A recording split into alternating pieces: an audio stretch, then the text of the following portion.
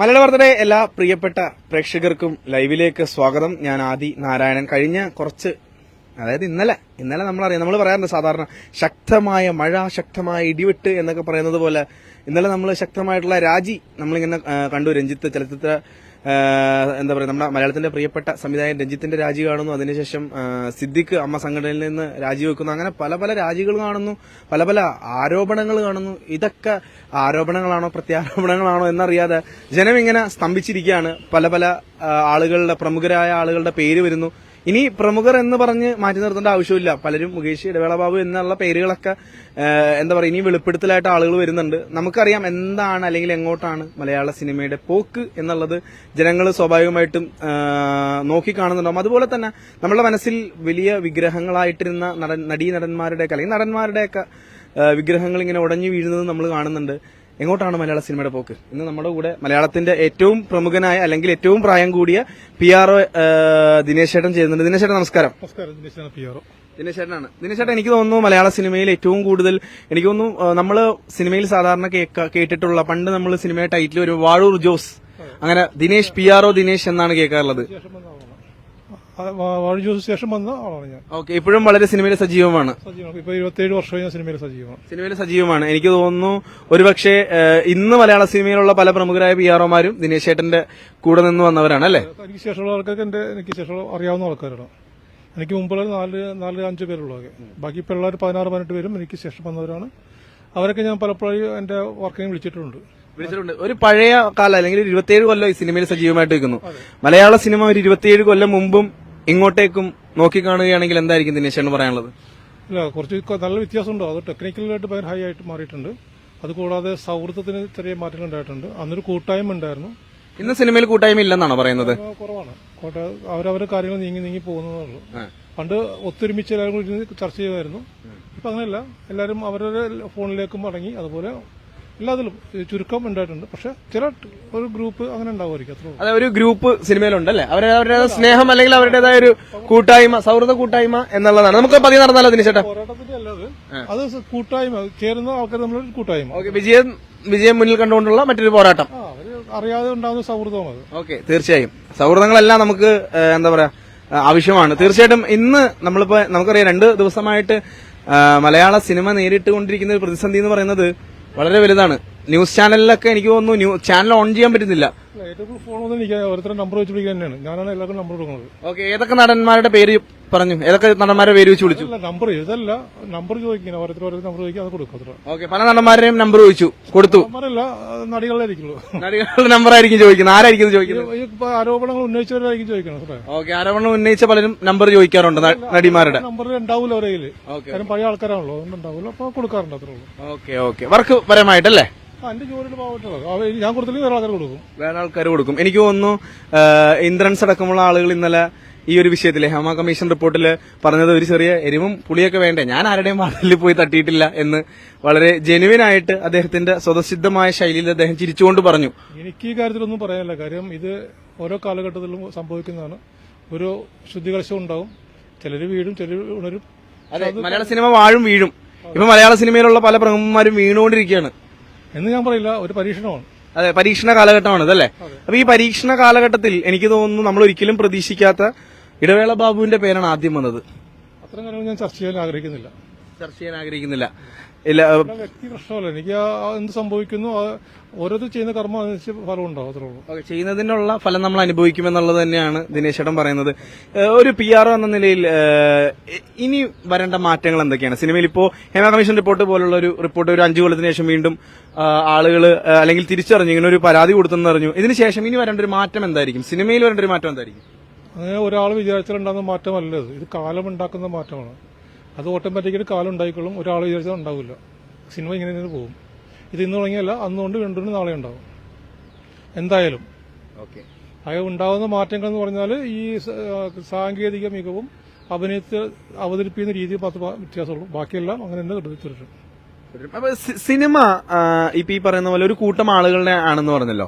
ഇപ്പോ സിദ്ദിഖ് രാജിവെച്ചു, രഞ്ജിത്ത് രാജിവെച്ചു, ഇതിനൊക്കെ പിന്നിൽ ഏതെങ്കിലും ഒരു ഗ്രൂപ്പ് വർക്ക് ചെയ്യുന്നുണ്ടെന്ന് അറിയില്ല. എനിക്ക് ഗ്രൂപ്പൊന്നുമില്ല. എനിക്ക് എന്റെ ഒരു വിശ്വാസമുണ്ട്. കാര്യം എന്റെ ജയവും പരാജയവും എന്റെ കർമ്മത്തിൽ അധിഷ്ഠമാണ്. ഒരാളെ തോപ്പിക്കാനും ഒരാളെ ജയിപ്പിക്കാനും സാധിക്കില്ല. എന്നാണ് ഞാൻ വിശ്വസിക്കുന്നത്. എന്റെ ജയവും തോൽവിയും എന്റെ കർമ്മത്തിന് അധിഷ്ഠിതമാണ്. ഓക്കെ, നമ്മൾ ചെയ്യുന്നതിന്റെ ഫലം എന്താണോ നമ്മൾ അനുഭവിക്കുന്നുള്ളതാണ്. ഒരാൾ വിചാരിച്ചാൽ എന്നെ തോൽപ്പിക്കാനും പറ്റില്ല, ഒരാൾ വിചാരിച്ചാൽ എന്നെ ജയിപ്പിക്കാനും പറ്റില്ല. നമ്മളെ സംഭവിച്ചാൽ അത് അയാൾ ചെയ്ത കർമ്മത്തിന്റെ ഫലമായിരിക്കും. അതെ, കേട്ടല്ലോ, താൻ നിരന്തരം ചെയ്യുന്ന കർമ്മങ്ങൾ. അതെ, അത് ശരിയാണെന്ന് എനിക്ക് അറിയാൻ പറ്റില്ല. ഇന്നത്തെ ശരി നാളെ തെറ്റായിരിക്കും, ഇന്നത്തെ തെറ്റ് നാളെ ശരിയായിരിക്കും. ഓക്കെ, പലരും പരാതിയൊക്കെ പിൻവലിച്ചതൊക്കെ നമ്മൾ കേൾക്കുന്നുണ്ട്. വിശ്വസിക്കാൻ പറ്റില്ല, ഈ വാർത്ത കേട്ടൊന്നും വിശ്വസിക്കാൻ പറ്റില്ല. കാര്യം അതൊക്കെ പത്രങ്ങളുടെയും ഇവരൊക്കെ ഒരു ആഘോഷമാണ്, ആഘോഷമാക്കേണ്ട കാര്യമില്ല. ഇതിങ്ങനെ നടക്കും. അതെ, തീർച്ചയായിട്ടും. കഴിഞ്ഞ ദിവസം വാർത്താ സമ്മേളനത്തിൽ രഞ്ജി പണിക്കർ പറയുന്നുണ്ടായിരുന്നു ഇതിനെ പറ്റിയിട്ട്. നിങ്ങളുടെ ചാനൽ ഇതുപോലെ മറ്റ് ചാനലുകളിലേക്ക് അവർ, അതായത് അവതാരകരാവാം, റിപ്പോർട്ടർമാരാവാം, ഇവരും ഇതുപോലുള്ള ആരോപണങ്ങൾ നേരിട്ട് മറ്റ് ചാനലിലേക്കൊക്കെ മാറിയ കാര്യം ചോദിച്ചപ്പോൾ ഒരു റിപ്പോർട്ടർമാരും ആരും ഒന്നും പറഞ്ഞില്ല അതിനെ പറ്റിയിട്ട്. അപ്പൊ ഇത് എല്ലായിടത്തും പരസ്യം അല്ലെങ്കിൽ രഹസ്യമായിട്ടും മലയാളികളുടെ പൊതു സ്വഭാവം ഇത് തന്നെയാണ്. ഇങ്ങനെ മാറി മറിഞ്ഞിരിക്കും. മറ്റൊക്കെ പറ്റുമ്പോൾ നമ്മള് ചിരിക്കും, നമുക്ക് പറ്റുമ്പോൾ അവര് ചിരിക്കും, അത്രേ ഉള്ളൂ. ഇതിനൊരു പഴഞ്ചൊല്ലുണ്ടല്ലോ, ആരാന്റെ അമ്മയ്ക്ക് അങ്ങനെ അത് പിടിക്കുമ്പോ കാണാൻ നല്ല രസമാണെന്ന് പറയുന്നത് പോലെയാണ്. വിഷമമുണ്ട്. കാര്യം പണ്ട് കമലഹാസൻ പറഞ്ഞിട്ടുണ്ട്, ഈ റേപ്പ് ചെയ്യുന്ന ആളും റേപ്പ് ചെയ്യപ്പെടുന്ന ആളും എന്റെ സഹോദരന്മാരാണ്, മനസ്സിലായോ? അങ്ങനെ പറയുമ്പോൾ അതൊരു വിഷമമാണ്. കാര്യം എല്ലാവരും നമ്മളെ ആൾക്കാരല്ലേ, നമ്മളിപ്പം പ്രതിജ്ഞതല്ല, എല്ലാവരും ഇന്ത്യക്കാരും മുഴുവൻ സഹോദരന്മാരെന്നുള്ളതാണ്. അപ്പൊ ആർക്കെന്ത് സംഭവിച്ചാലും, അത് അവിടെ സംഭവിച്ചാലും ഇവിടെ സംഭവിച്ചാലും നമുക്ക് വിഷമമുള്ള കാര്യമാണ്. ഈ ഒതുക്കലുകൾ സിനിമയിൽ പണ്ട് മുതലുള്ളതാണ്, അല്ലെങ്കിൽ ഒരു തുറന്നു പറയാൻ മടിക്കുന്ന ചില കാര്യങ്ങൾ ഉണ്ടാവല്ലോ. ഒതുക്കാൻ പറ്റില്ല, അവനൊരു കഴിവാണ്. ഒന്നെങ്കിൽ കഴിവ് അല്ലെങ്കിൽ കഴിവേടുകാരിക്കും. ഓക്കെ, ഈ ഒതുക്കലുകൾ പോലെ അല്ലെങ്കിൽ അത്തരത്തിലുള്ള കാര്യങ്ങളൊക്കെ ഇല്ല, പലരും തുറന്നു പറയാൻ മടിക്കുന്നുണ്ട്. പല ആളുകളും അവരെ കുഴപ്പമില്ല, നമ്മളെ കുഴപ്പമില്ലല്ലോ. തുറന്നു പറയേണ്ട അവര് പേടിക്കേണ്ട ആവശ്യമൊന്നുമില്ല. തുറന്നു പറഞ്ഞ ഇപ്പൊ കുറച്ചധികം നടിമാര് തുറന്നു പറഞ്ഞു, പല കാര്യങ്ങളും തുറന്നു പറഞ്ഞു. അതിനടിയിൽ വരുന്ന കമന്റുകളാണ് പല രീതിയിലുള്ള കമന്റുകളാണ്.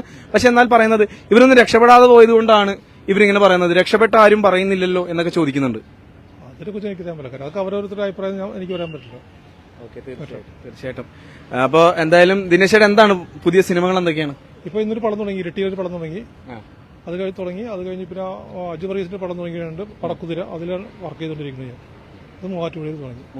ഇന്ന് ഇരട്ടിയിലൊരു പടം തുടങ്ങി. അവിടുത്തെ ന്യൂസ് ഇപ്പൊ കൊടുത്തോണ്ടിരിക്കുമ്പോൾ ഞങ്ങൾ വിളിക്കുകയാണ്, കൊടുക്കാൻ പോണേ ഉള്ളൂ. അപ്പോഴാണ് നമ്മൾ ദിനേശേട്ടനെ വിളിച്ചത്. അപ്പോ ദിനേശേട്ടാ, നമ്മളിങ്ങനെ പല പല ആരോപണങ്ങളിലൂടെ മലയാള സിനിമയിൽ പല പല ആരോപണങ്ങൾ, പല പല പ്രക്രിയകളിലൂടെയൊക്കെ നമ്മളിങ്ങനെ കടന്നു പോകുന്നു, അല്ലെ? അത് എല്ലാവർക്കും, ഇവിടെ മാത്രമല്ല, എല്ലാ കാലത്ത് ഏത് ലോകത്തും ഏത് രാജ്യത്തും ഇങ്ങനെ ഒരു മാറ്റങ്ങൾ ഉണ്ടാവും. അത് കുറ്റം പറയേണ്ട ആവശ്യമില്ല. കാര്യം നമ്മളൊരു പനി വരുമ്പോൾ ഇഞ്ചക്ഷൻ എടുക്കുമ്പോൾ ആ ഉണ്ടാകുന്ന വേദനയല്ലേ. പക്ഷെ അതെന്തിനു വേണ്ടിയുള്ള ആ അസുഖം മാറാൻ വേണ്ടിയാണ്. അങ്ങനെ നോക്കി കണ്ടെച്ചാൽ മതി. ഇത് നല്ലതിനാണെല്ലാം. നമ്മൾ ആരും കുറ്റം പറയേണ്ട ആവശ്യമില്ല. കാര്യം തിന്മ ഉണ്ടെങ്കിലേ നന്മ ഉണ്ടെന്ന് അറിയാൻ പറ്റുള്ളൂ. പക്ഷെ കർത്താവ് ഉണ്ടെങ്കിൽ പൗറിന്റെ വില അറിയാൻ പറ്റുള്ളൂ. അപ്പൊ കർത്താവ് വേണം, പൗർണമി വേണം, അല്ലേ? ഒന്ന് മാത്രം പോരല്ല, എല്ലാം ഉണ്ടാവണം. ഈ സമൂഹത്തിന്റെ സൃഷ്ടികർത്താവെല്ലാം ഒരാൾ തന്നെയാണ്. നല്ലതും ചീത്ത ഉണ്ടാക്കിയ ഒരാൾ തന്നെയാണ്. നമ്മളതിന് കരുക്കൾ മാത്രം അനുഭവിക്കുക. നമ്മളെല്ലാം നേരിട്ട് കണ്ടുകൊണ്ടിരിക്കുകയാണ്, അല്ലേ? സാക്ഷിഭാവത്തിലാണ് ഞാൻ നിൽക്കുന്നത്. കാര്യം കാണുക, അഭിപ്രായം പറയേണ്ട ആവശ്യമില്ല. കാര്യം എന്റെ കാര്യം അത് അങ്ങനെയല്ല, അത് അവരൊരു കാര്യങ്ങളല്ലേ, നമ്മുടെ വ്യക്തിപര കാര്യമല്ലത്. പിന്നെ അതിന് ഒരു വഴി തെളിഞ്ഞു വരും. സിനിമ നന്നായിരിക്കുന്നതാണ്, സിനിമ അറിയപ്പെടുന്നതാണ്. ഇതൊക്കെ വ്യക്തികളാണ്, വ്യക്തിയുമായിട്ട് ബന്ധപ്പെട്ട കാര്യങ്ങളാണ്. സിനിമയ്ക്ക് കുഴപ്പമുള്ളത് സിനിമ മുന്നോട്ട് പോയിക്കൊണ്ടേയിരിക്കും. ആൾക്കാർ വരും പോവും, പക്ഷെ സിനിമ മുന്നോട്ട് കൊണ്ടുപോയിക്കും. സിനിമ വളരെ വളർന്നുകൊണ്ടിരിക്കും. അതെ, നമ്മളില്ലെങ്കിൽ ഇവിടെ കാറ്റും മഴയൊക്കെ വന്നുകൊണ്ടിരിക്കും. ഉറപ്പായിട്ട് എത്രയോ പിയർമാർ വന്നു പോയി. ഇനിയും എനിക്ക് ശേഷം 18 പിയർമാരുണ്ടായിട്ടുണ്ട്. അപ്പോൾ ഞാൻ ഇല്ലെങ്കിലും അത് പോയിക്കോളും. ഞാൻ ഇല്ലെങ്കിൽ ആരും സംഭവിക്കാൻ പോലുള്ള 2-3 കൊല്ലം കഴിഞ്ഞാൽ സോടുത്തോ ആരായാലും, എത്ര മഹാനായാലും. ആളുകൾ മാറി മറിഞ്ഞൊക്കെ വരും, അല്ലെ? നമുക്ക് ഇതും മറികടക്കുമെന്നാണ് പറയുന്നത്. മലയാള സിനിമ, അതായത് ഇപ്പോ മലയാള സിനിമ നേരിട്ടുകൊണ്ടിരിക്കുന്ന എത്രയോ സംഭവം ഇതിനുമ്പോ ഉണ്ടായിട്ടുണ്ട് സിനിമയിലൊക്കെ. അതൊക്കെ മാറിപ്പോകും. ഇതല്ല, രാഷ്ട്രീയത്തിലായാലും സാംസ്കാരിക രംഗത്തായാലും എല്ലാ രംഗത്തും ഇത് ഉണ്ടായിക്കൊണ്ടിരിക്കും. ഓക്കെ, എനിക്ക് തോന്നുന്നു ഇങ്ങനെയുള്ള ഭരണത്തിലും ഇന്ത്യൻ രാഷ്ട്രീയത്തിലും ഉണ്ട് എല്ലാം. ഓക്കെ, മാറ്റമില്ലാത്തത് മാറ്റത്തിന് മാത്രമാണെന്ന് പറയുന്നത് അല്ലേ? എല്ലാം നല്ലതിന് വേണ്ടിയാണ്. അങ്ങനെ ചിന്തിക്കാൻ ഇഷ്ടം. ഇത് സംഭവിക്കുമ്പോഴേക്കും എല്ലാം നല്ലതിന് വേണ്ടിയാണ്. ആരോ വേദനിക്കുന്നു, അതിന് തിരിച്ച് അവർക്കൊരു ആശ്വാസം, സന്തോഷിച്ചവർക്ക് ചെറിയ വേദന, ഇത്ര ഉണ്ടാവുള്ളൂ. തിരിച്ചും പറഞ്ഞിട്ട് 24 മണിക്കൂറിൽ 12 മണിക്കൂർ പകലും 12 രാത്രിയും. അത് മാറ്റാൻ പറ്റില്ല. ഇതുപോലെ ജീവിതത്തിലും കുറച്ചു നേരം സങ്കടം, കുറച്ച് സന്തോഷം, തിരിച്ചും പറഞ്ഞും വരും. അത് അറിഞ്ഞു കഴിഞ്ഞാൽ നമുക്ക് സുഖമായിട്ട് ജീവിക്കാം. അല്ല, എല്ലാം നേരിടേണ്ടതാണ് മനുഷ്യൻ, അല്ലേ? ഓക്കെ, അപ്പൊ ഞാൻ ചോദിക്കുന്നത്, ഇവരൊക്കെ ആയിട്ട് വളരെ അടുപ്പമുള്ള ആളാണ്, 27 കൊല്ലമായിട്ട് സിനിമയിലുള്ള ആളാണ്. ഇതിനുശേഷം അവരായിട്ട് സിനിമ ചെയ്യേണ്ട വന്നോ, അല്ലെങ്കിൽ സിനിമയുടെ ഭാഗമായിട്ട് സംസാരിക്കേണ്ട ചർച്ചയായിട്ട് എന്റെ ബാധിക്കുന്ന പ്രശ്നമല്ല. എന്റെ പണി ഞാൻ ചെയ്യും. കാരണം കുറ്റക്കാരാണോ മറ്റൊന്നും എന്റെ ബാധിക്കുന്ന പ്രശ്നമല്ല. അതൊക്കെ നിയമവ്യവസ്ഥയുടെ കാര്യങ്ങളൊക്കെ, അല്ലെങ്കിൽ അവരോട് ബന്ധപ്പെട്ട കാര്യം. എന്നോട് എല്ലാവരും നല്ല രീതിയിൽ, ഞാൻ പോസിറ്റീവാണ്. എനിക്കിതുവരെ ആരിൽ നിന്നും ഒരു ദുരനുഭവം ഉണ്ടായിട്ടില്ല. ഞാൻ സന്തോഷവാനാണ്, ഹാപ്പിയാണ്. സിനിമയിൽ നിന്ന് ഇതുവരെ അങ്ങനെ ഒരു ദുരനുഭവം, ഒരു മോശമോ ഒന്നും ഉണ്ടല്ലോ തുടക്കകാലത്തൊന്നും? അത് ഓരോരുത്തർ സമീപനം പോലെ ഇരിക്കുന്നുണ്ട് ഇപ്പോഴും വിശ്വാസം. നമ്മളെങ്ങനെ പെരുമാറുന്നു അതുപോലെ അവർ നമ്മളും പെരുമാറും. ഈ വിനയൻ വാർത്താ സമ്മേളനത്തിൽ പറഞ്ഞിരുന്നു പണ്ട്. അങ്ങനെയുള്ള ചോദ്യം ചോദിക്കരുത്. ഓക്കെ, തീർച്ചയായിട്ടും നമുക്ക് അത്തരത്തിലുള്ള വ്യക്തിപരമായിട്ടുള്ള കാര്യങ്ങൾ ചോദിക്കുമ്പോൾ കുറച്ച് ബുദ്ധിമുട്ടുണ്ട് എന്ന് ദിനേശ് ചേട്ടൻ. ബുദ്ധിമുട്ടല്ല, അത് വേണ്ടാഞ്ഞിട്ടാണ്. എനിക്ക് അതിലങ്ങനെ അഭിപ്രായം പറയേണ്ടത് താല്പര്യമില്ല. നാളെ അവരെയൊക്കെ കാണേണ്ടതാണല്ലേ? അതുകൊണ്ടല്ല, അതിൽ ഇല്ല, എല്ലാവരും കാണുന്നുണ്ടല്ലോ. അവര് കാര്യം സാഹചര്യങ്ങൾ അങ്ങനെയൊക്കെ ഉണ്ട്, കുറെ കാര്യങ്ങളുണ്ട്. എന്റെ വിശ്വാസം വേറെ രീതിയിൽ, എന്റെ സാധാരണ സിനിമക്കാരെ പോലെയല്ല ഞാൻ. എനിക്ക് എന്റേതായ വിശ്വാസവും നിലപാടൊക്കെ ഉള്ള ആളാണ്. അതനുസരിച്ച് ജീവിക്കും എനിക്ക്. പക്ഷേ ഇതുവരെ എന്റെ വഴി തടസ്സം ആരും ഉണ്ടാക്കിയിട്ടില്ല. ഞാൻ ആരും വഴി തടസ്സം ഉണ്ടാക്കാനും പോകുന്നില്ല. ഞാൻ വളരെ ഹാപ്പിയാണ്. ഇത് മാറും, ഇത് കലങ്ങി തെളിയും. നമ്മുടെ വിശ്വാസത്തെ തകർത്തുകൊണ്ട് വേറെ പുതിയൊരു മാർഗങ്ങളുണ്ടാവും. അപ്പോൾ നമ്മൾ ചെയ്തവരൊക്കെ തെറ്റാണെന്ന് വിചാരിക്കും. നമ്മൾ ഈ ആഘോഷത്തൊക്കെ വെറുതെ പോയി എന്ന് വിചാരിക്കും. ഇതൊക്കെ ഒരു ആഘോഷമാണ്, ഇതൊക്കെ മാറിപ്പോകും. ഇത് മീഡിയക്കാരുടെ ഒരു ആഘോഷമാണ്. ഓക്കെ, ഇനിയും പേരുകൾ വരാൻ സാധ്യതയുണ്ടെന്ന് തോന്നുന്നുണ്ട് എന്തെങ്കിലും? അറിയാൻ പാടില്ല ഒന്നും അറിയില്ല. ഓക്കെ, അപ്പൊ എന്തായാലും ഇന്ന് നമ്മുടെ കൂടെ സിനിമയെ പറ്റിയും സിനിമയുടെ ആധികാരികമായിട്ടുള്ള കാര്യങ്ങളെയൊക്കെ പറ്റി ഇന്ന് നമ്മുടെ കൂടെ ഉണ്ടായത് മലയാളത്തിന്റെ ഏറ്റവും മുതിർന്ന പ്രിയപ്പെട്ട PRO ആണ്, PRO ദിനേശ് ചേട്ടനാണ്. ദിനേശ് ചേട്ടാ, നമ്മള് ഇപ്പത്തെ സമകാലിക വിഷയത്തെ കുറിച്ചൊക്കെയാണ് ചോദിച്ചത്. എന്തായാലും സിനിമയിൽ വന്നിട്ട് 27 കൊല്ലമായി. ഇനി എനിക്ക് തോന്നുന്നു നമുക്ക് ചില ആളുകളുടെ പേര് നമ്മൾ പറയുന്നത് പോലെ പഴയകാല നടന്മാർ മുതൽ ഇപ്പത്തെ ടോവിനോ വരെ എന്നൊക്കെ പറയുന്നത് പോലെ എല്ലാ നടന്മാരുടെ കൂടെയും ഒരുവിധം മലയാളത്തിലെ എല്ലാ പ്രിയപ്പെട്ട നടന്മാരുടെ കൂടെയൊക്കെ വർക്ക് ചെയ്തിട്ടുണ്ട് നമുക്ക്.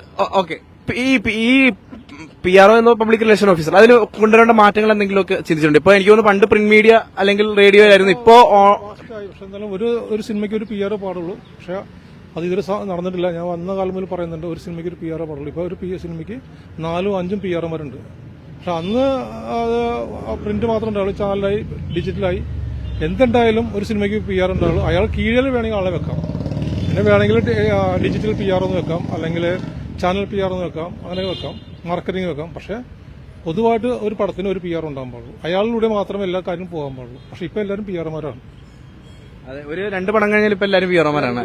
അത് കാർഡ് എടുക്കണം, സംഘടനയിൽ ചേരണം, അങ്ങനെയൊന്നുമില്ല. അങ്ങനെയൊന്നും അല്ലാതെ വർക്ക് ചെയ്യാം. സംഘടനയിൽ കയറണമെന്നില്ല. അത് എത്രയോ പേര് കാർഡില്ലാത്ത എത്രയോ പേര് വർക്ക് ചെയ്യുന്നുണ്ട്. അത് PRO രംഗത്ത് നടക്കുള്ളൂ. ബാക്കി സിനിമയിൽ ഒരു മേഖല നടക്കില്ല. കാര്യം ചോദ്യം ചെയ്യും. ഇവിടെ ആരും ചോദ്യം ചെയ്യാൻ ആരുമില്ല. ഈ മേഖലയുടെ ഒരു അറിയില്ല. ഇപ്പൊ നല്ല വരുമാനമൊക്കെ ഉണ്ട്. അല്ല, ഇവിടെ ചോദിക്കാനും പറയാൻ ആരുമില്ലെന്ന് പറഞ്ഞതുകൊണ്ടാണ് ചോദിച്ചത്. അവിടെ ആരുമില്ല. PRO രംഗത്ത് ഇങ്ങനെ ചോദിക്കാനും പറയാൻ ആരുമില്ലെന്ന് പറഞ്ഞത്. നേതാക്കം മരിച്ച അതിന്റെ ഭാരവാഹികള്. അപ്പൊ മറ്റുള്ള വിഭാഗങ്ങളിൽ മേക്കപ്പില് അല്ലെങ്കിൽ ആർട്ടിലൊക്കെ ഒരാള് കാർഡില്ല വർക്ക് ചെയ്താൽ അവർ ചോദിക്കും, സംഘടനാ പ്രശ്നം ഉണ്ടാകും. ഇവിടെ പക്ഷെ അങ്ങനെ വരുന്നില്ല. എനിക്കറിയാം, മെമ്പറല്ലാത്ത എത്രയോ പേര് വർക്ക് ചെയ്യുന്നുണ്ടെന്ന് അറിയാമോ. പക്ഷെ അത് ശരിയല്ല. പക്ഷെ വർക്ക് ചെയ്യാം. പക്ഷെ അപ്പോഴും മെമ്പർഷിപ്പ് എടുപ്പിക്കണം എന്നുള്ളതാണ്. ആ മെമ്പർഷിപ്പ് കൊടുക്കും. നിങ്ങൾക്ക് വർക്ക് ചെയ്യാൻ ആഗ്രഹം മെമ്പർഷിപ്പ് തരുവര്. പക്ഷെ ചെയ്യുന്നില്ല എന്നുള്ളതാണ്. അത് നമ്മളെ അതിന്റെ കമ്മിറ്റിക്കാർ സ്ട്രോങ് അല്ലാത്തതുകൊണ്ടാണ്. ഓക്കെ, എന്തായാലും അദ്ദേഹത്തിന്റെ സമീപനം എങ്ങനെയാണ്, അദ്ദേഹത്തിന്റെ കാഴ്ചപ്പാട് എന്തൊക്കെയാണെന്നുള്ളത് നമ്മളോട് തുറന്നു പറഞ്ഞു. പല ആളുകളും എനിക്ക് തോന്നുന്നു ഒരു പക്ഷേ ഒരാള് വീണ് കഴിഞ്ഞാൽ ചവിട്ടാൻ നിൽക്കുന്ന ഒരു കാലഘട്ടത്തിലൂടെ നമ്മൾ പോയിക്കൊണ്ടിരിക്കുന്നത്. പക്ഷെ അതിൽ നിന്നെല്ലാം വ്യത്യസ്തമായിട്ട് ദിനേശേട്ടന്റെ കാഴ്ചപ്പാട് നിലപാടും വളരെ വ്യക്തമായിട്ട് മലയാളി വാർത്തയിലൂടെ ലൈവിലൂടെ അദ്ദേഹം പറഞ്ഞു. ഇനിയും സിനിമ മാറേണ്ടതുണ്ട്, അല്ലെങ്കിൽ സിനിമയ്ക്ക് ഇനിയും ഇതിലും വലിയ മാറ്റങ്ങൾ അല്ലെ, ഇതൊക്കെ മാറുമെന്ന് തന്നെയാണ് അദ്ദേഹം ശുഭപ്രതീക്ഷയോടെ വിശ്വസിക്കുന്നുണ്ട് അല്ലേ? നന്നായിക്കൊണ്ട് മനുഷ്യനിപ്പോൾ നന്നായിക്കൊണ്ടിരിക്കും, സിനിമ നന്നായിക്കൊണ്ടിരിക്കും. നമ്മൾ ആദ്യം കാണുന്ന രീതിയിൽ നിന്നല്ല, അതനുസരിച്ച് ആൾക്കാർ മാറും. എല്ലാം നന്നായി ഭവിക്കട്ടെ, നല്ല വരും. എനിക്ക് പ്രതീക്ഷയുള്ളത്. ഇതൊക്കെ കൊച്ചു പറഞ്ഞ ഇന്ദ്രസ് പറഞ്ഞ കൊച്ചു എരിവും പുളിയൊക്കെ ഉണ്ടാവും. അതൊക്കെ മാറും. ഇത് താൽക്കാലികമായ സംഭവ വികാസങ്ങളാണ്, ഒക്കെ മാറും. ഇത് മീഡിയ നല്ല രീതിയിൽ ചൂഷണം ചെയ്യുന്നുണ്ട്, അല്ലെങ്കിൽ ഇതിൽ മീഡിയക്ക് വലിയൊരു പങ്കുണ്ടെന്നൊക്കെ പറയുന്നുണ്ട്. അത് പണ്ടും ഉണ്ടത്. മീഡിയ അങ്ങനെ തന്നെയാണ്. മീഡിയ വാർത്ത ഉണ്ടാക്കുന്ന പ്രശ്നം, വാർത്ത ഉണ്ടായിക്കൊണ്ടിരിക്കും. ഓക്കെ, ഒരുപക്ഷെ പഴയതിനേക്കാൾ കൂടുതൽ. പക്ഷെ നമുക്കറിയാം പണ്ട് വളരെ ചുരുക്കം ചാനലുകൾ ഉണ്ടായിരുന്നല്ലോ. ഇപ്പൊ എനിക്ക് തോന്നുന്നു ഒരുപാട് ചാനലുണ്ട്, ഓൺലൈൻ മാധ്യമം അല്ലെങ്കിൽ 1000 പേരുണ്ട്. അപ്പൊ അവരെല്ലാം മത്സരിക്കുക. തന്നെ മത്സരം വരുമ്പോൾ കൂടുതൽ വാർത്തകൾ ഉണ്ടായിക്കൊണ്ടിരിക്കും. ഇപ്പൊ എന്നെ വിളിച്ചിട്ടുണ്ടാക്കില്ലേ, എന്നെ ആരും വിളിക്കാതെ നിങ്ങൾ വിളിച്ചില്ലേ, അതൊരു വാർത്ത ഉണ്ടാക്കാൻ വേണ്ടിയാണ്. എന്നെ കൊണ്ട് ഒരു വേറെ വിവാദം ഉണ്ടാക്കാൻ വേണ്ടിയാണ് വിളിച്ചേക്കണമെന്ന് എനിക്കറിയാം. തീർച്ചയായിട്ടും ഒരു തരത്തിൽ പോലും അല്ല, അത് ഓരോ ആളുകളുടെയും വ്യക്തിപരമായ നിലപാടുകളാണ്. അവരനുഭവിക്കാത്ത കാര്യം പറയേണ്ട ഒരാവശ്യമില്ല അല്ലെ? തീർച്ചയായിട്ടും നമുക്ക് എന്താണോ സിനിമയിൽ നിന്ന്, ഇദ്ദേഹം 27 കൊല്ലമായിട്ട് സിനിമയിൽ പ്രവർത്തിക്കുന്ന, സിനിമാ രംഗത്ത് പ്രവർത്തിക്കുന്ന ആളാണ്. 27 കൊല്ലം ഒരു ചെറിയ കാലയളവല്ല. അപ്പൊ തീർച്ചയായിട്ടും ഒരുപാട് വരവും പോക്കും ഒക്കെ കണ്ട ആളാണ് അല്ലെ? അപ്പൊ അതിനിടയിൽ ഇത് അദ്ദേഹത്തിന് പറയുന്നത് ഇത് മാറും, ഇതിലും മനോഹരമായിട്ടുള്ള ഗതിയിലേക്ക് മലയാള സിനിമ പോകുമെന്നൊക്കെയാണ് പറയുന്നത്. അപ്പൊ തീർച്ചയായിട്ടും അവരവർക്ക് അവരവരുടെ നിലപാടുകളുണ്ട്. അപ്പൊ എന്തായാലും നിങ്ങളുടെ നിലപാടുകൾ എന്താണെങ്കിലും കമന്റ് ചെയ്യാം. അല്ലേ? എന്താണ് വരും സിനിമകൾ അല്ലെങ്കിൽ വരും കാര്യങ്ങളെ കുറിച്ച് എന്താണ് മലയാളി വാർത്തയുടെ പ്രേക്ഷകരോട് പറയാനുള്ളത്? ഇല്ല, സിനിമ കാണുക, അല്ല തിയേറ്ററിൽ കാണുക, നല്ല സിനിമ കണ്ടാൽ വിജയിപ്പിക്കുക, അത്രേ ഉള്ളൂ. വിജയിക്കുന്ന സിനിമ വിജയത്തിൽ മാത്രം അത് വീണ്ടും വീണ്ടും സിനിമ പിടിക്കാൻ പറ്റുള്ളൂ. സിനിമ കാണുന്ന ആൾക്കാർ കുറഞ്ഞിട്ടുണ്ട്. സിനിമ അതിന് പല കാരണങ്ങളുണ്ട്. പ്രഷർ വളർന്നു, ലോക സിനിമ കാണുന്നത്. ആ ലോക സിനിമയ്ക്കൊപ്പം മലയാള സിനിമ വളർന്നുകൊണ്ടിരിക്കുകയാണ്. അതിന് പുതിയ പുതിയ താരങ്ങൾ ശ്രമിക്കുന്നുണ്ട്.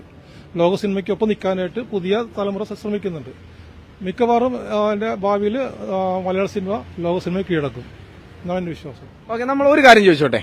ഇതിന് എനിക്ക് ഉത്തരം തന്നെ എന്ന് ഞാൻ പ്രതീക്ഷിക്കുന്നു. അതായത് നമ്മൾ സിനിമ എന്ന് പറയുമ്പോൾ നമുക്കറിയാം, നമ്മൾ ചെയ്ത കഥാപാത്രങ്ങൾ വെച്ച് നമ്മളെപ്പോഴും അവർ നമ്മുടെ മനസ്സിലെപ്പോഴും ആ നടന്മാർക്ക് ഒരു സ്ഥാനമുണ്ടാവും. പെട്ടെന്ന് ഇങ്ങനെ ഒരു ആരോപണം കേൾക്കുമ്പോൾ ഒരുപക്ഷെ സോഷ്യൽ മീഡിയ ഒക്കെ വളരെ സജീവമായിട്ട് ഉള്ള ഒരു കാലഘട്ടത്തിലൂടെ നമ്മൾ പോകുന്നത്. ഒരുപക്ഷെ കുറെ കാലം മുമ്പായിരുന്നെങ്കിൽ ഇതൊരു ആരോപണം എന്ന രീതിയിൽ തള്ളിപ്പോയനെ. വാർത്തകൾ, പുതിയ പുതിയ വാർത്തകൾ വന്നുകൊണ്ടേയിരിക്കുകയാണ്. ഇപ്പൊ എനിക്ക് തോന്നുന്നു ഇതിൽ മാത്രം കടിച്ചുങ്ങിയിരിക്കുകയാണ്. അപ്പൊ ഇനിയും അവരുടെ വരുന്ന സിനിമകളിൽ ഈ പേര് പറഞ്ഞിട്ടുള്ള നടന്മാരുടെ സിനിമകളിൽ ഒരുപക്ഷെ ബാധിക്കാൻ സാധ്യതയുണ്ടോ? അത് ബാധിക്കാൻ സാധ്യതയില്ല. ഇപ്പൊ വാൽമീകി നിങ്ങൾ എങ്ങനെ അറിയണത്? മഹാകാവ്യ എഴുതിയ ആളല്ലേ? ആണോ? ആള് കള്ളനായിരുന്നു. ആള് ആരെ കള്ളന്ന് വിളിക്കും? ആള് വിളിക്കുന്നുണ്ടായിരിക്കല്ലോ. അതുപോലെ എല്ലാം മറക്കും. മറക്കാനുള്ള മരുന്ന് മനുഷ്യൻ എന്തെങ്കിലും തന്നിട്ടുണ്ടല്ലോ. കാരണം വീണ്ടും നല്ല പ്രവൃത്തി ഇപ്പൊ ശിക്ഷിച്ചു കഴിഞ്ഞാൽ ആൾക്ക് നന്നാകാൻ പാടില്ലേ? ഒരാൾ കുറ്റക്കാരനായി അയാളെ ശിക്ഷിച്ചു, അത് പിന്നെ നന്നായിട്ട് ജീവിക്കാൻ പാടില്ലേ? ജീവിക്കാമല്ലോ. അത് നമ്മൾ മറക്കും അല്ലേ? ഇനി തെറ്റ് ചെയ്യാത്ത ഒരാള് നിങ്ങൾ ചെയ്തിട്ടില്ലേ? ഞാൻ തെറ്റ് ചെയ്തിട്ടുണ്ടോ എന്നാണ് ദിനേശ് ചേട്ടൻ ചോദിക്കുന്നത്. ചെറിയ നിങ്ങൾ യാത്ര ചെയ്യുമ്പോഴും മറ്റേ ചെയ്യുമ്പോഴും അല്ലെങ്കിൽ നിങ്ങളുടെ മനസ്സിൽ പെൺചിന്ത വന്നിട്ടില്ലേ? പെൺചിന്തകൾ വരുന്നത് പോലെ അല്ലല്ലോ. നമ്മള് ഒരു പെൺചിന്ത അല്ലെങ്കിൽ ഒരു പെൺകുട്ടി നമ്മളെ പറ്റി അല്ല, നമ്മളിപ്പോ ഒരു പെൺകുട്ടി നമ്മളെ പറ്റി കുറ്റം ആരോപിക്കുന്നത് പോലെ അല്ലല്ലോ ഒരാളെ നമ്മൾ ചിന്തിക്കുന്നത്. അത് അപ്പൊ നിയമം വരും. മനസ്സ് നമ്മൾ ഒരു പെൺകുട്ടിയെ മനസ്സിൽ വരച്ചാൽ അത്തരത്തിലുള്ള നിയമങ്ങളൊക്കെ വരാൻ സാധ്യതയുണ്ട്. അങ്ങനെയില്ല, അത് കൂടിപ്പോയി അവർക്ക് ബുദ്ധിമുട്ടായി കഴിഞ്ഞാൽ ഇത് നിങ്ങളെ ബുദ്ധിമുട്ടില്ല. നിങ്ങൾ ചിന്തിക്കുന്നേ ഉള്ളൂ, പ്രവർത്തിക്കുന്നില്ല. പക്ഷെ ചിന്തയും പ്രവൃത്തിയാണ്, അത് അതിന്റെ ഫലം അനുഭവിക്കും. ഈ ചിന്തയും പ്രവൃത്തിയൊക്കെ എനിക്ക് തോന്നുന്നു ഒരുപക്ഷെ നമുക്ക് വലിയൊരു ആഡംബരം വന്നു കഴിഞ്ഞാൽ ചിന്ത പ്രവൃത്തിയിലേക്ക് മാറുമെന്ന് പറഞ്ഞാൽ ശരിയാണോ? അല്ല, നമ്മൾ ചിന്തിക്കാത്ത തന്നെ കർമ്മം നടക്കുന്നുണ്ട്. അതപ്പോൾ തന്നെ കർമ്മഫലം ഉണ്ടാവും. നിങ്ങൾ ചെയ്യണമെന്നില്ല. നിങ്ങൾ ബട്ടർഫ്ലൈ എഫക്റ്റ് ആണോ? അതെ. നിങ്ങൾ എന്ത് ചിന്തിക്കണോ അതാണ് കർമ്മം. അതിന്റെ കർമ്മ ഫലം ഉണ്ട്. അപ്പൊ ഞാൻ നോക്കുമ്പോൾ നിങ്ങൾ പ്രവർത്തിച്ചിട്ടില്ല, പക്ഷെ നിങ്ങൾ ചിന്തിച്ചിട്ടുണ്ട്. അതിന്റെ കർമ്മഫലം നിങ്ങൾ അനുഭവിക്കും, പക്ഷെ അറിയില്ല. അപ്പോൾ ഞെട്ടും, അയ്യോ അയാൾ അങ്ങനെ ചെയ്തില്ലല്ലോ. പക്ഷെ നിങ്ങൾ ഓൾറെഡി മനസ്സിൽ ചിന്തിച്ച് പ്രവർത്തിച്ചു. ഇപ്പൊ സ്വപ്നം കാണുമ്പോൾ എങ്ങനെയാണ്? സ്വപ്നം കാണുന്നത് ഒറിജിനൽ അല്ലേ? പക്ഷെ നടന്നിട്ടില്ല. അതുപോലെ തന്നെ നമ്മൾ മനസ്സിൽ ചിന്തിച്ചില്ലെങ്കിൽ കൂടി അത് എവിടെയെങ്കിലും ഒക്കെ വരുമെന്നാണ്, ആ ഒരു എഫക്ട് എവിടെയെങ്കിലും വരുമെന്നാണ്. ഇപ്പോ പല പല ആരോപണങ്ങൾ കേൾക്കുന്നു. അല്ല, ഇന്ന് നമ്മള് പുതിയ പുതിയ പേരുകളൊക്കെ കേട്ടു. ഇപ്പൊ ഈ പേരുകൾ കേൾക്കുമ്പോൾ ഒരു പക്ഷേ വായിക്കാറ്, ഇപ്പൊ പേര് കേൾക്കുമ്പോൾ അറ്റ്ലീസ്റ്റ് ഒരു PR എന്നുള്ളൊരു ഞെട്ടല് ദിനേശേണ്ട വരില്ല. ദൈവമേ, ഈ നടന്റെ പേര് എന്ന് തോന്നാറില്ല. എല്ലാ ദിവസവും അത്ഭുതങ്ങളാണ്. അതുകൊണ്ട് എനിക്ക് ഞെട്ടലുണ്ടാവും. എല്ലാ ദിവസവും ഞെട്ടുന്നുണ്ട്, എല്ലാ ദിവസവും അത്ഭുതപ്പെടുന്നുണ്ട്. പ്രകൃതി അങ്ങനെയാണ്. നമ്മൾ വിശ്വസിക്കാത്തതാണ് സംഭവിക്കുന്നതെല്ലാം വിശ്വസിക്കണമെന്നില്ല. അതുകൊണ്ട് എനിക്ക് ഇപ്പൊ 67 വയസ്സായി. എല്ലാ ദിവസവും അത്ഭുതങ്ങൾ ഉണ്ടായിക്കൊണ്ടിരിക്കുകയാണ്. പിന്നെ ഞാൻ ഞെട്ടുന്നതിനാണ്. അവിടെ ഞെട്ടില്ലേ? വയനാട് ദുരന്തമുണ്ടപ്പോൾ ഞെട്ടിയില്ലേ? അതൊരു ദുരന്തം മാത്രമാണത്. എല്ലാം അങ്ങനെയാണ്. എല്ലാ സംഭവങ്ങളും നമ്മൾ ദൈവം എന്ന് പറയുമ്പോൾ വേറെ ഞാൻ പ്രകൃതിയാണ് ഉണ്ടായിക്കൊണ്ടിരിക്കുന്നത്. അത് ഇപ്പൊ സിനിമ ലോകത്ത്, നാളെ ലോകത്ത്, നാളെ രാഷ്ട്രീയ കാര്യത്തിലുണ്ടായില്ലേ? അപ്പോൾ ഒരു ദിവസം നേരം വിളിക്കുമ്പോൾ ഇങ്ങനെ വാർത്ത ഉണ്ടാവും. ഞെട്ടേണ്ട ആവശ്യമില്ല. നമ്മൾ അതിനെ മറികടക്കാൻ നോക്കുക, അല്ലെങ്കിൽ അതിന്റെ സത്യാവസ്ഥ കാണുക. സത്യാവസ്ഥ ഇല്ല, അതിങ്ങനെ വിടുക. സാക്ഷിഭാവമാണ്. പുഴ ഇങ്ങനെ പോയിക്കൊണ്ടിരിക്കുമ്പോൾ പുഴയോടൊപ്പം പോകില്ലല്ലോ. ഇങ്ങനെ പുഴയിൽ പുഴക്ക് നോക്കി നിൽക്കും. അങ്ങനെ എന്റെ രീതി അതാണ്. പക്ഷെ ഞാനിത് അറിഞ്ഞില്ല. ഞാൻ എന്റെ കാര്യം പറയാനാണ് വിളിച്ചത്. പക്ഷെ നിങ്ങൾക്ക് ആരോപണം ഞാൻ ഇത് അറിഞ്ഞെങ്കിൽ വരികയില്ലായിരുന്നു. ഇതാരും വിഷയം ഞാൻ ഒരിക്കലും വരില്ലായിരുന്നു. പിന്നെ വിളിച്ചുകൂടാത്തോണ്ടാണ് നിൽക്കാൻ. Okay, thank you. എന്തായാലും നമ്മള് വീണ്ടും കാണേണ്ടവരാണ്. ഒരുപക്ഷെ ഒരിക്കലും അത് അല്ല, ദിനേശൻ പറഞ്ഞല്ലോ, നമ്മളൊക്കെ നാളെ കാണേണ്ട ആൾക്കാരല്ലേ? അതുകൊണ്ടല്ല, എനിക്ക് കൈരളി ടി വി വിളിക്കുന്നത്. ഓക്കെ, അതാ കൈരളി ടി വിന്ന് വിളിച്ചോണ്ടിരിക്കുകയാണ്. പല പല ചാനലുകളിൽ നിന്ന് അദ്ദേഹത്തെ വിളിച്ചിട്ടും എക്സ്ക്ലൂസീവായിട്ട്. പക്ഷെ നമ്മളെടുക്കുന്ന സമീപനമാണ് ആളുകളോട് നമ്മൾ ഇങ്ങനെ പറയാവൂ, അല്ലെങ്കിൽ മനുഷ്യർ ഇങ്ങനെ ചിന്തിക്കണം, ഇങ്ങനെ പറയാവും എന്നൊന്നുമില്ല. നമ്മളുടെ ചിന്ത എന്താണോ, നമ്മളെന്താണോ കൊടുക്കുന്നത് അതേ നമ്മൾ കിട്ടുള്ളൂ. പോകുമ്പോൾ അതിന്റെ അടിക്കുന്നത് ഉറുമ്പ് ചാകുന്നുണ്ട്. നിങ്ങൾക്ക് അറിയാവോ? അത് തെറ്റുകാരാണോ നിങ്ങള്? പക്ഷെ ഉറുമ്പെന്ന് പറയും, നിങ്ങൾ ചവിട്ടിന്ന് പറയും. ആണോ? ഇതെല്ലാം ജീവിതമൃത്തം അങ്ങനെയാണ്. അപ്പൊ അതിന് റീസൺ ഉണ്ട്. ഒരു നാണയത്തിന് 2 വശങ്ങളുണ്ട്. എങ്ങനെ നോക്കിയിട്ടും നമുക്ക് പിടിക്കാൻ പറ്റുന്നില്ല. ഇത് വെറുതെ ആണോ 27 കൊല്ലം മലയാളത്തിലെ മികച്ച PR ആയിട്ട്? എനിക്ക് തോന്നുന്നു ഒരുപക്ഷെ വളരെ നല്ല നിലപാടാണ്, വളരെ നല്ല സമീപനമാണ്. നമ്മൾ വിളിച്ചപ്പോ തന്നെ അദ്ദേഹം എന്താണോ പറയാനുള്ള ആഗ്രഹിച്ചത് അത് വളരെ വ്യക്തമായിട്ട്, വളരെ കണ്ണിങ് ആയിട്ട് അദ്ദേഹം പറഞ്ഞിട്ടുണ്ട്. അല്ല, കണ്ണിങ് എന്ന് ഉദ്ദേശിച്ചത് അദ്ദേഹത്തിന്റെ കൃത്യത എന്നാണ് ഉദ്ദേശിച്ചത്. ആ കൃത്യത ആയിട്ട് തന്നെ അദ്ദേഹം ലൈവിലൂടെ പ്രേക്ഷകരിലേക്ക് എത്തിച്ചിട്ടുണ്ട്. അപ്പൊ എന്തായാലും ഒരുപാട് സന്തോഷം. സന്തോഷം. നമസ്കാരം. എന്താണ് അതായത് ഈ വിഷയങ്ങളൊക്കെ മാറ്റിവെക്കാം. ഇനി സിനിമയിൽ എന്താണ്? സിനിമയിൽ വളരെ സജീവമായിട്ട് പ്രവർത്തിക്കുന്നുണ്ട്. സിനിമയിൽ ഒരു പിയാറിലേക്ക് ഞാൻ എന്റെ അതിന്റെ കൊടുമുടിയിൽ എത്തിയാൽ എനിക്കൊന്നും ചെയ്യാനൊന്നുമില്ല. അതിന്റെ ഫലമായിട്ട് ഞാനൊരു പുസ്തകം ഇറക്കിയത്. കാരണം എന്റെ ഒരു ഓർമ്മക്കുറിപ്പ് പോലെ ഒരു ബുക്ക്. നമസ്കാരം, പി ആർ ഒ ദിനേശാണ് എന്ന് പറയുന്ന പുസ്തകം ദിനേശാണ് റിലീസ് ചെയ്തത്. സിദ്ദിഖാൻ റിലീസ് ചെയ്തത്. നല്ല ചടങ്ങായിരുന്നു. പുസ്തകത്തിന് നല്ല ഒരു വായനക്കാരുണ്ട്, ഇഷ്ടപ്പെട്ടു. അപ്പൊ അങ്ങോട്ട് തിരിയും. അല്ല, ഒരു എപ്പിസോഡ് ഉണ്ടാക്കി, ഒരു 1.5 മണിക്കൂർ എപ്പിസോഡ് ഉണ്ടാക്കി. ഒരു യൂട്യൂബ് വീഡിയോ ഒക്കെ പറയുന്നുണ്ട് അതിനകത്ത് ദിനേശ് ഏട്ടൻ, അതായത് ഒരുപക്ഷെ പൈസ ഇല്ലെങ്കിൽ കൂടി അല്ലെ, പൈസ പ്രതിഫലം. എന്റെ നിലപാടാണ് അത്. അങ്ങനെ എല്ലാം ചെയ്യണമെന്നില്ല. അതെ, തീർച്ചയായിട്ടും നമ്മള് വളർന്നു വരുന്ന പി ആർ ഒമാരൊക്കെ കാശ് കൊണ്ട് എന്ത് ഗുണം ഉണ്ടാവും, കാശ് കൊണ്ട് എന്ത് ഗുണം ഉണ്ടാവില്ല എന്ന് എനിക്ക് നന്നായിട്ട് അറിയാം. അപ്പൊ നമ്മളെ ഏൽപ്പിച്ച പണി ചെയ്യുക, ബാക്കി അവിടെ മുകളിൽ നിന്ന് കിട്ടും. ഓക്കെ, ഇപ്പത്തെ പി ആർ ഒമാരോട് പല ആളുകളും സിനിമയെ സമീപിക്കുമ്പോ ഒരുപക്ഷെ ദിനേശനോട് സമീപിക്കുന്ന കാലത്തും ഉള്ള വ്യത്യാസം എന്തായിരിക്കും? ഇപ്പൊ കാര്യം ഞാനൊക്കെ സിനിമയെ സ്നേഹിക്കുന്നവരാ, അവര് സിനിമയെ സ്നേഹിക്കുന്നു എനിക്കറിയാമല്ല. സ്നേഹിക്കുന്നത് ആയിരിക്കും ആണ്. കാര്യം എനിക്കിപ്പോഴും കാശ് തന്നെ വിഷമം ഉണ്ടാവില്ല. പക്ഷെ അവർക്ക് കാശ് കൊടുത്ത് വിഷമം ഉണ്ടാക്കും. അവര് ചോദിക്കും. അടുത്ത സിനിമ ഒരുപക്ഷെ ഇതേ സമയത്തിന്റെ അടുത്ത സിനിമ അടുത്ത പി ആർ വന്നു കഴിഞ്ഞാൽ പറയും ആ സിനിമ ചെയ്യേണ്ട, അങ്ങനെയുള്ള അത്തരത്തിലുള്ള അങ്ങനെയൊന്നുമില്ല. കാര്യം കാശിനേക്കാൾ ഉപരി, കാര്യം അവസാനം നിർമ്മാതാവ് പെരുവഴിയിലാണ്. അതുകൊണ്ട് എനിക്ക് കാശ് വയ്ക്കാൻ മടിയാണ്. പ്രാക്കാം. ഓക്കെ, ഞാനേ ഇത് എന്തുകൊണ്ടാന്ന് പറയാം, നമ്മള് പല പി ആർ ഒമാരിൽ പല മേഖലയിലുള്ള ആളുകളെയൊക്കെ സമീപിച്ചപ്പോ ഞാൻ ഇദ്ദേഹത്തെ തന്നെ വിളിക്കാനുള്ള ഒരു കാരണം എന്താണെന്ന് വെച്ചാല് പല ഇന്റർവ്യൂകളിൽ ഞാൻ കണ്ടിട്ടുണ്ട് പൈസ എന്നുള്ളത്. നമുക്കറിയാം സിനിമാ മേഖല വളരെ കളർഫുൾ ആയിട്ടുള്ള ലൈഫാണ്. ഞാൻ ജനിച്ചത് നല്ല തറവാട്ടിലാണ്. എന്റെ വീട്ടിൽ 74 ഫോണുണ്ട്, 10-15 പശുക്കളുണ്ട്. ആദ്യമായിട്ട് ഗോബർ ഗ്യാസ് ഉണ്ടായതാണ്. ഉഗ്രൻ, അന്നത്തെ 5 സ്റ്റാർ ഹോട്ടലാണെന്ന് പറയാം. കാശിന്റെ വില അറിയാം. ആ ആള് പാപ്പരായി എനിക്കറിയാം. അപ്പൊ കാശ് എവിടം വരെ എന്ത് ഉപകാരം ചെയ്യും, എന്ത് ഉപകാരം ചെയ്യില്ല, അതുകൊണ്ടുണ്ടാകുന്ന നഷ്ടങ്ങൾ എന്താണ്. നമുക്ക് അർഹിക്കുന്നത് മാത്രമേ കൈപ്പറ്റാൻ പാടുള്ളൂ. അർഹിക്കാത്തത് കിട്ടിയില്ലെങ്കിൽ വിഷമിക്കേണ്ട, അത് വേണ്ടാഞ്ഞിട്ടാണ്. നമ്മള് 1-ാം ക്ലാസ് പഠിക്കുമ്പോൾ പെൻസിലാകും, 10-ാം ക്ലാസ് പഠിക്കുമ്പോൾ പേന വരും. അത് കഴിഞ്ഞാൽ അങ്ങനെ വരും. നമ്മൾ അന്വേഷിച്ച് പോകണ്ട. നമുക്ക് ഓക്സിജൻ ഫ്രീ ആണ്. നമ്മൾ പരിശ്രമിക്കുന്ന പോലെ ഇരിക്കും. എല്ലാ ഓക്സിജൻ മൂക്കിട്ട് വലിച്ചു കയറ്റുന്നുണ്ടോ? നിങ്ങൾക്ക് ആവശ്യമുള്ള എടുക്കുള്ളൂ, ആവശ്യമുള്ള തരുള്ളൂ. അത് നമുക്ക് കൊണ്ടുപോകും. എടാ നിന്റെ ഓക്സിജൻ തീർന്നു പറഞ്ഞാൽ മുകളിലേക്ക് കൊണ്ടുപോകും അല്ലേ. നിങ്ങൾക്ക് ഒരു അളവ് തന്നിട്ടുണ്ട്, ഇത്ര വർഷത്തേക്ക് ഇത്ര ഓക്സിജൻ, ഇത്ര ഭക്ഷണം, ഇത്ര അത് തന്നെ വിളിച്ചുകൊണ്ട് പോകും. അപ്പൊ ഞാൻ എന്തിനാ പേടിക്കുന്നത്? ഞാൻ ജനിച്ചതും മരിക്കുന്നതും എന്റെ ഇഷ്ടപ്രകാരമല്ല. അപ്പൊ ഞാൻ ജനിക്കേണ്ടതും മരിക്കേണ്ടതും വേറെ ആളുടെ ഇഷ്ടപ്രകാരമാണ്. അയാളെന്റെ കാര്യം നോക്കിക്കോളും.